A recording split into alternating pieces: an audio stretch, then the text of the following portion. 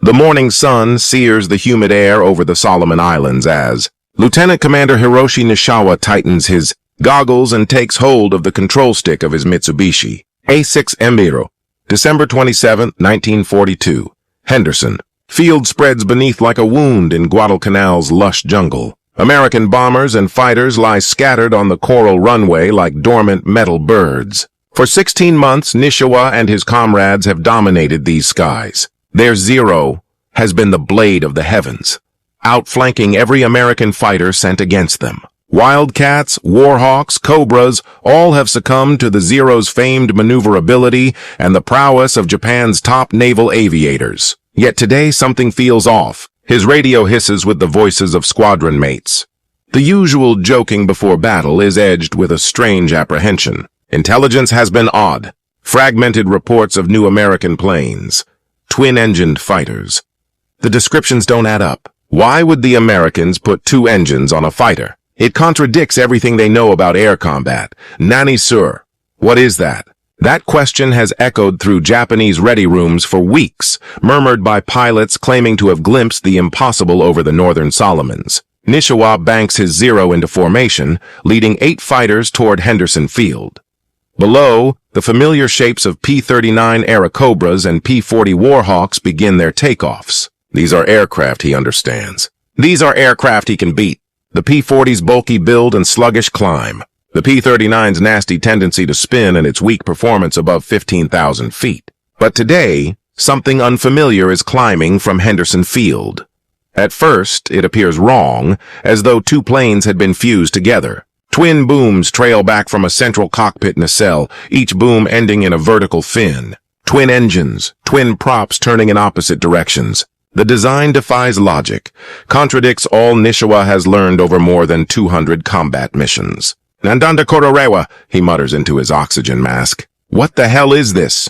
The strange formation rockets upward with startling speed, their twin power plants hauling them higher at a rate that makes Nishiwa's agile Zero seem sluggish beside them. More alarming, they climb straight into his altitude with a boldness that suggests their pilots feel no fear. They should fear the Zero by now. Every American pilot should. Yet these twin-boomed behemoths keep ascending. Nishiwa's unease grows as he realizes that, for the first time in his fighting career, he is staring at something wholly unknown, something that could upend everything. The radio bursts with animated Japanese shouts. Futago no Hikoki, twin aircraft.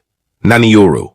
What do we do? Indeed, how do you combat something you've never encountered? 6,000 meters away and 2 days earlier, Captain Tom Lynch of the 39th Fighter Squadron, 347th Fighter Group, had been briefing his P-38 pilots in a steamy New Guinea tent. Maps of Guadalcanal covered a folding table. Reconnaissance photos were scattered like puzzle pieces showing Henderson Field and nearby Japanese positions.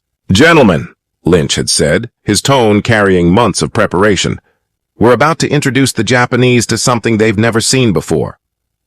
The 18 P-38 Lightning pilots gathered around represented the fruit of 2 years of frantic American innovation. While Japanese Zeros had been downing American fighters across the Pacific with seeming ease, Lockheed engineers had been racing to produce a twin-engine fighter capable of matching Japanese agility while exploiting American industrial strength. Second Lieutenant Rex Lamb, barely 22 and newly through flight school, stared at the intelligence photos with a mix of excitement and dread. The briefing left an unnerving picture. Japanese pilots with hundreds of combat hours in the most maneuverable fighters in the world, fighting over terrain they knew intimately. The Zero has advantages, Lynch went on, pointing at comparative performance charts. It can outturn anything we've got. It can climb like an angel at low altitudes. And don't underestimate their pilots. Some have been at it since China. Then Lynch smiled, a predatory satisfaction that made the assembled airmen shiver. However, gentlemen, they've never seen a P-38. They don't know about our speed advantage, 83 miles per hour faster in level flight. They don't know about our climb above 20,000 feet. They don't know about concentrated nose armament, 4 50 caliber machine guns and 1 20mm cannon all firing straight ahead instead of wing convergence. Staff Sergeant Mike Benson, Lynch's crew chief, had been listening at the tent entrance. Later, he would recall the expressions on the pilots' faces during that briefing. like children on Christmas morning who just discovered the gifts under the tree, yet terrified they might not survive long enough to enjoy them. The specs looked remarkable on paper. Twin Allison V1710 engines, each rated at about 475 horsepower. Counter-rotating propellers to cancel torque. Turbochargers that preserved power at altitude. A top speed around 414 miles per hour, faster than any mass-produced fighter at the time. But numbers meant little until these machines met the pilots who had steadily humbled American air strength from Pearl Harbor to the Philippines and Java. Now, climbing above Guadalcanal on December 27th, those theoretical edges were about to be tested in earnest. Rex Lamb's palms sweat inside his leather gloves as he holds Lynch's wing. Through his canopy, he watches the Japanese formation approach, 8 zeros in a flawless V, their pilot steady enough to hold textbook positions even with enemy fighters bearing down. That composure rattled him. These were not inexperienced men in inferior planes. These were the aviators who had shattered American air forces across vast stretches of the Pacific. Still, Lamb glanced at his instruments and felt a flicker of optimism. His airspeed read 380 mph while climbing, faster than a Zero's top-level speed, and his altimeter swept past 22,000 feet, where the P38's turbochargers would give him decisive leverage over the Zero's naturally aspirated engines. Captain Lynch's voice crackled over the radio. "Band, it's 11 o'clock high. 8Z, probably from Rabaul. Remember your training. Speed is life. Altitude is life insurance. Don't dogfight. Use your advantages." The Japanese formation drew near enough to reveal details: greenhouse-style canopies, exposed landing struts, the rising sun roundels on wings and fuselages. They were beautiful in their simplicity, and suddenly shockingly old-fashioned. Nishiwa's Zero flight held at 25,000 feet when the impossible occurred. The twin-boom American fighters, whatever they were, continued climbing beyond the Zero's usual ceiling, accelerating past its top speed and settling into an attack setup with a smoothness that contradicted everything Nishiwa had been taught about air combat. Radio traffic filled with baffled Japanese calls. "They're climbing high. How do we fight them?" For the first time in his combat career, Hiroshi Nishiwa understood he faced machines plainly superior to his Zero. Not because of better piloting or positioning, but because the Americans had finally forged fighters that outclassed the Zero in speed, climb, and altitude. The twin-boom attackers readied their strike, and there was nothing his unit could do to stop it. The Americans commanded the tactical benefits: height, velocity, position, and initiative. Nishiwa's grip on the stick tightened as he braced for a confrontation unlike any of his previous 200 missions. The era of Zero dominance was on the brink of collapse. The opening pass unfolded in seconds, but those seconds altered Pacific aerial warfare forever. Captain Lynch rolled his Lightning into a dive from 27,000 feet, both Allisons screaming as the aircraft surged past 450 mph. 17 more P-38s followed in a flawless echelon, their twin booms slicing through the thin air like bolts. Nishiwa reacted with the instincts of a seasoned flyer, yanking his Zero into a sharp left turn, the defensive move that had saved him many times. The Zero answered instantly with the tight, renowned turning circle that should have caused any attacker to overshoot. Lynch did not overshoot. He did not attempt a conventional turn at all. Instead, his P-38 plunged through the Japanese formation at such velocity that Nishiwa could barely keep the twin-boom silhouette in his sight as it streaked past. Lynch's concentrated nose armament, 4 50-caliber machine guns and a 20mm cannon, spat tracers that found Zero tail number AI-154. The effect was sudden and catastrophic. Rather than wing-mounted guns firing with complex convergence, the P-38's nose guns delivered straight, concentrated fire with surgical accuracy. AI-154 simply tore apart, its light construction no match for the focused onslaught. Nishiwa swore as his wingman detonated in a flare of orange flame and shrapnel, but there was no time to grieve. Another P-38 was already diving through their ranks. Rex Lamb's first real combat felt surreal. His Lightning howled down through the Japanese formation, the airspeed needle climbing well past 480 mph. He picked a Zero, pressed the trigger, and felt the airplane shudder as all 5 weapons fired at once. The Japanese pilot tried to escape with a violent barrel roll, but at that speed, evasive work meant little. Lamb's tracers sliced the Zero from propeller to tail, and the graceful fighter folded like paper in a storm. What unnerves Lamb more than the easy kill is what follows. Rather than becoming trapped in a turning scrap with the remaining Zeros, he simply peels away. The P-38's speed advantage is so overwhelming that the Japanese fighters cannot follow.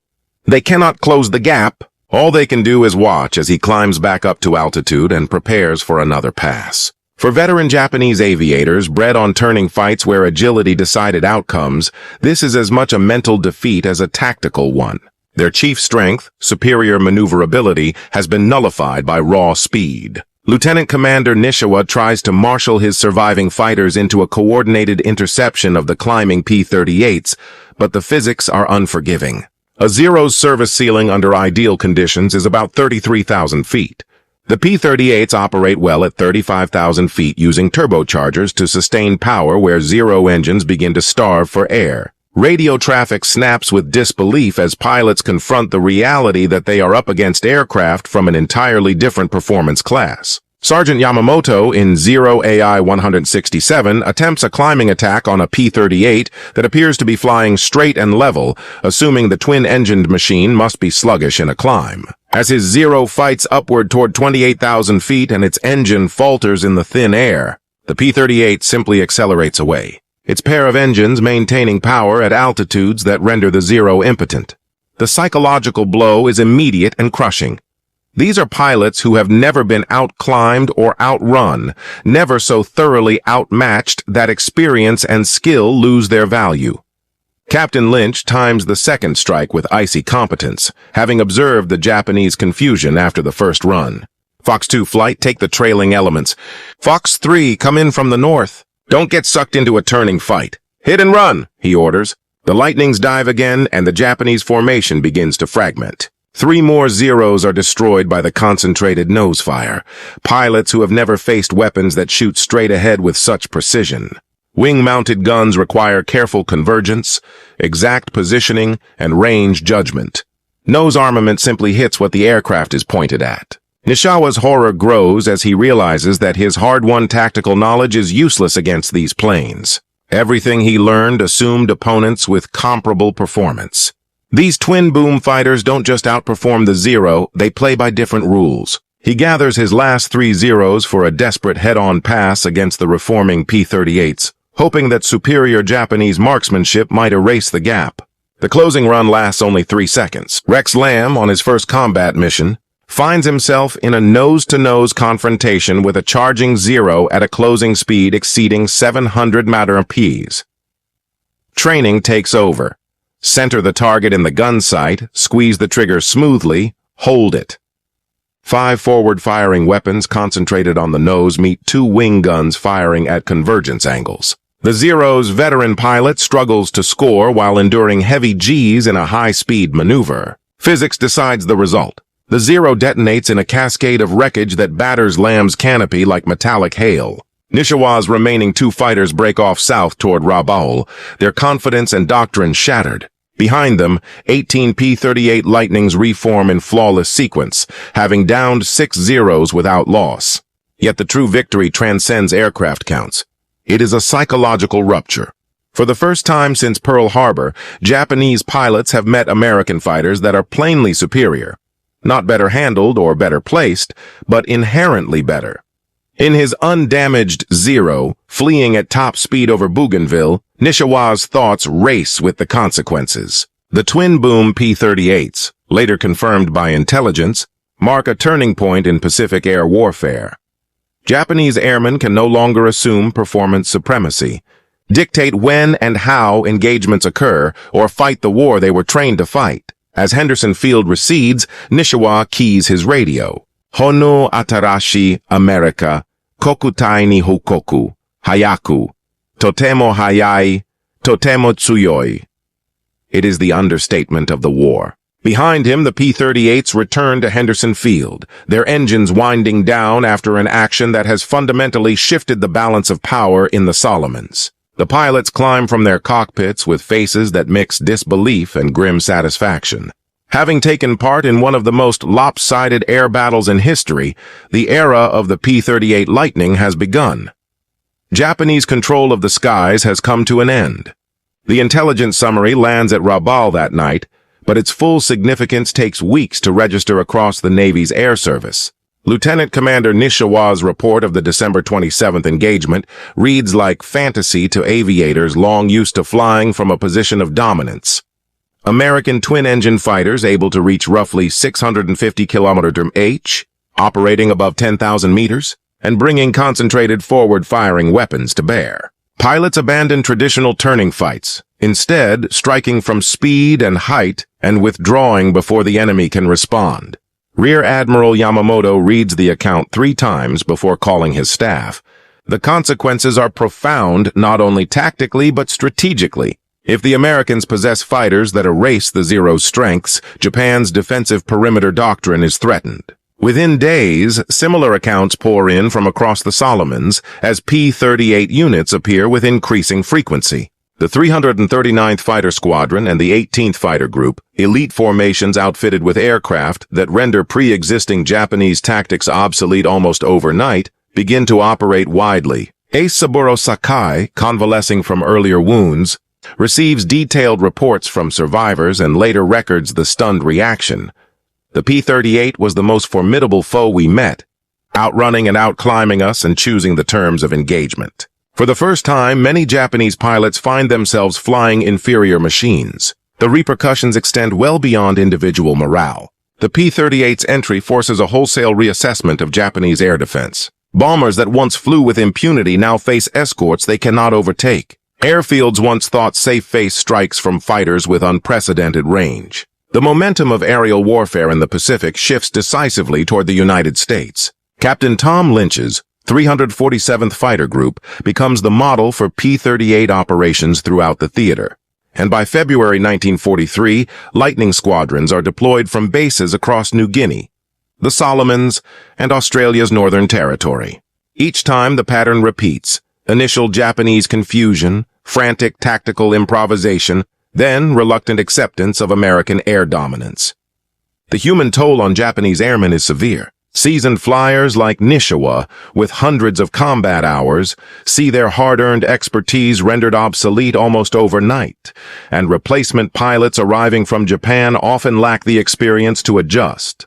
P-38s begin to rack up kill ratios that seem staggering: 10-1, 15-1, figures that reflect not only superior aircraft, but the demoralization of an opponent who has lost technological ascendancy.